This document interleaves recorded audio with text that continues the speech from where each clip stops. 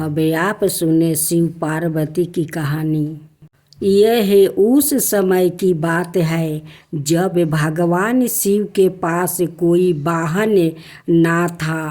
उन्हें पैदल ही जंगल पर्वत की यात्रा करनी पड़ती थी। एक दिन माँ पार्वती उनसे बोली, आप तो संसार के स्वामी हैं, क्या आपको पैदल यात्रा करना शोभा देता है? शिव जी हंस कर बोले, देवी, हम तो रमते जोगी हैं, हमें वाहन से क्या लेना देना? भाला साधु भी कभी सवारी करते हैं। पार्वती ने आंखों में आंसू भर कर कहा, जब आप शरीर पर भस्म लगाकर बोला कि जाटा बनाकर लंगे पाँव कांटों भरे पद पर चलते हैं तो मुझे बहुत दुख होता है। शिव जी ने उन्हें बार बार समझाया, परंतु वो जिद पर अड़ी रही। बिना किसी सुविधा के जंगल में रहना पार्वती को शिकार था, परंतु वो शिव जी के लिए सवारी चाहती थी। अब भोले भंडारी चिंतित हुआ, भाला वाहन किसे बनाऊं? उन्होंने देवताओं को बुलवाया और भेजा। नारद मुनि ने सभी देवता तक उनका संदेश पहुंचाया। सभी देवता घबरा गया, कहीं हमारा वाहन ना ले ले। सभी कोई ना कोई बहाना बनाकर अपने अपने महलों में बैठे रहे। पार्वती उदास थी। शिव जी ने देखा कि कोई देवता नहीं पहुंचा। उन्होंने एक हुंकार लगाई तो जंगल के सभी जंगली जानवर आ पहुँचे। शिव जी ने उन्हें कहा, तुम्हारी माँ पार्वती चाहती है कि मेरे पास कोई वाहन होना चाहिए। बोलो, कौन बनेगा मेरा वाहन? सभी जानवरों खुशी से झूम उठे। छोटा सा खरगोश कूद कर आगे बढ़ा, भगवान मुझे अपना वाहन बना लो, मैं बहुत मुलायम हूँ। सभी खिलखिला कर हंस पड़े।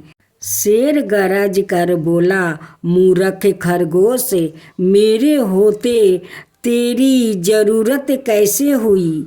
सामने आकर बोलने की हिम्मत कैसी हुई? बेचारा खरगोश चुपचाप कोने में बैठकर गाजर खाने लगा। शेर हाथ जोड़कर बोला, प्रभु, मैं जंगल का राजा हूँ, शक्ति में मेरा कोई सामना नहीं कर सकता है, मुझे अपनी सवारी बना लो। उसकी बात समाप्त होने से पहले ही हाथी बीच में बोल पड़ा, मेरे अलावा और कोई इस काम के लिए ठीक नहीं है। मैं गर्मी के मौसम में अपनी सूंड में पानी भर कर महादेव को नहलाऊंगा। जंगली सुअर कौन सा काम था? अपनी थूथुन हिलाते हुए कहने लगा, शिव जी, मुझे सवारी बना लो, मैं साफ सुथर रहने की कोशिश करूँगा। कह कर वो अपने शरीर की कीचड़ चाटने लगा। कसूरी हिरन ने नाक पर हाथ रखा और बोला, छी, कितनी गंदी बदबू आ रही है, चल भाग यहाँ से, मेरी पीठ पर शिव जी सवारी करेंगे। उसी तरह सभी जानवर अपना अपना दाव जमाने लगे। शिव जी ने सबको शांत करवाया और बोले, कुछ ही दिनों बाद मैं सब जानवरों से एक चीज़ मांगूंगा, जो मुझे वो लाकर देगा वही मेरा वाहन होगा। नंदी बैल भी वही खारा था। उस दिन के बाद से वो छिप छिप कर शिव पार्वती की बातें सुनने लगा। घंटों भूखे प्यासे की परिहार किए बिना छिपा रहता।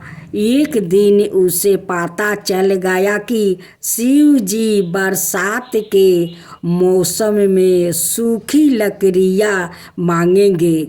उन्होंने पहले ही सारी तैयारी कर ली। बरसात का मौसम आया, सारा जंगल पानी से भर गया। ऐसे में शिव जी ने सूखी लकड़ियों की मांग की तो सभी जानवरों एक दूसरे का मुख ताकने लगे। बैल गया और बहुत सी लकड़ियाँ के गुठर ले आया। भगवान शिव बहुत प्रसन्न हुआ। मन ही मन वो जानते थे कि बैल ने उनकी बातें सुनी है। फिर भी उन्होंने नंदी बैल को अपना वाहन चुन लिया। सारे जानवरों उनकी और माँ पार्वती की जय जयकारा करते लौट गया। दूसरा भोलेनाथ की कहानी। उफ उफ, मेरा इतनी सारी स्त्रियां से शादी करने का क्या फ़ायदा, जब भगवान ने मुझे इनसे एक बेटा भी नहीं दिया। अगर मैं मर गया तो मेरा नाम तो इस देश से मिट जाएगा। ऐसा कहते हुए कश्मीर का एक बहुत बड़ा राजा अपने जानन खान में गया और उसने अपनी बहुत सारी रानियों को धमकी दी कि अगर उन्होंने उसको अगले साल में एक बेटा नहीं दिया तो वो उनको अपने राज्य से निकाल देगा।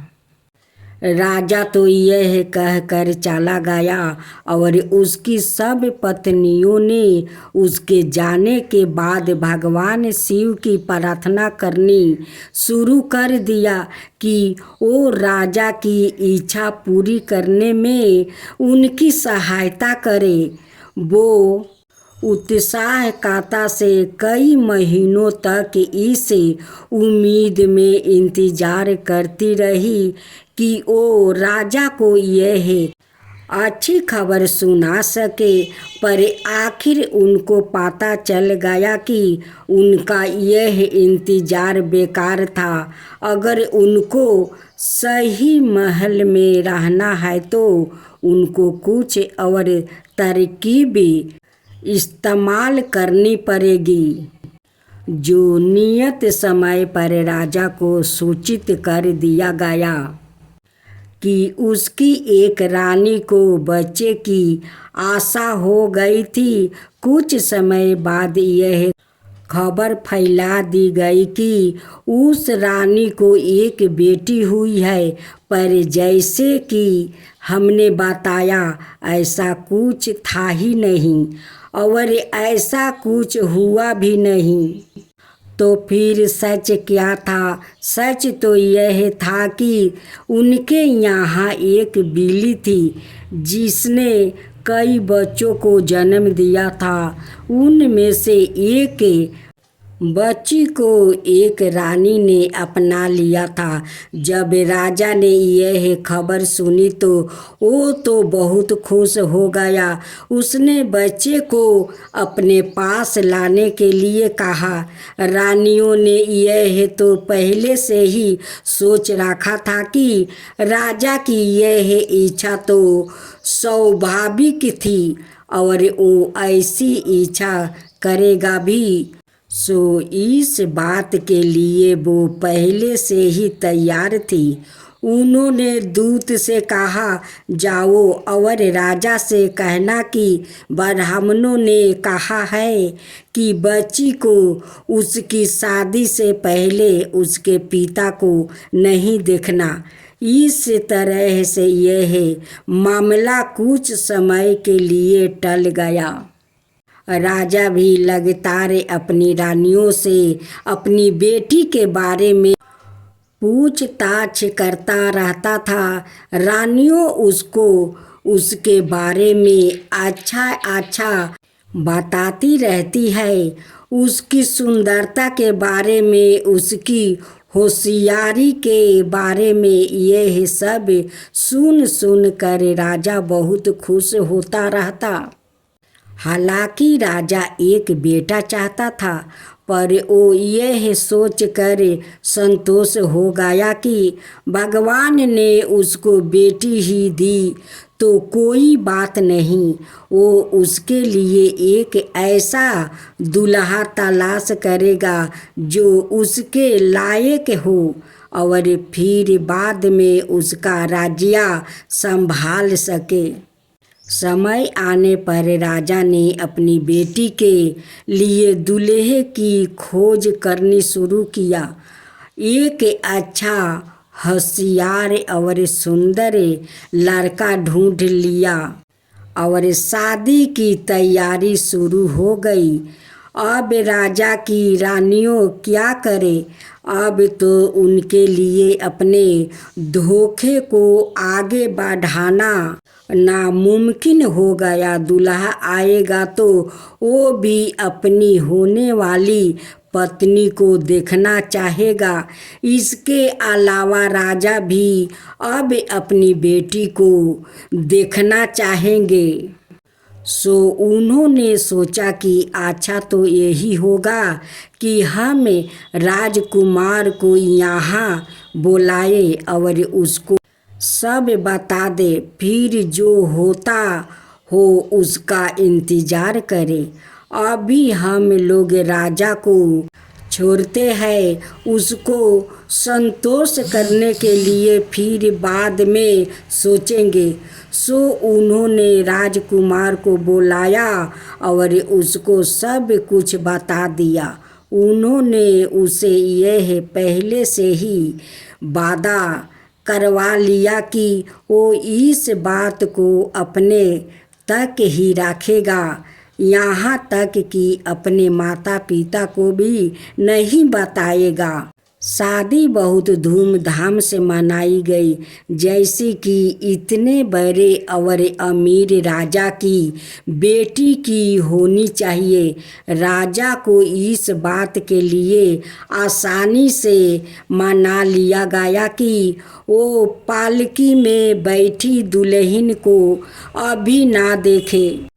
पालकी में केवल बिल्ली ही थी और वो राजकुमार के देश सुरक्षित रूप से पहुंच गई। राजकुमार ने जानवर की बहुत अच्छी तरह से देखभाल की और उसको अपने निजी कमरे में बंद करके रखा। उस कमरे में वो किसी को घुसने नहीं देता था, अपने माता पिता को भी नहीं। एक दिन जब राजकुमार वहाँ नहीं था तो उसकी माँ ने सोचा कि वो आज बेटे के कमरे के बाहर से ही अपनी बहू से बात करेगी। सो वो बेटे के कमरे के बाहर ही खड़ी होकर जोर से बोली, बहू, मुझे बहुत अफसोस है कि तुम यहाँ इस कमरे में बंद हो और तुमको किसी से मिलने की इजाज़त नहीं है।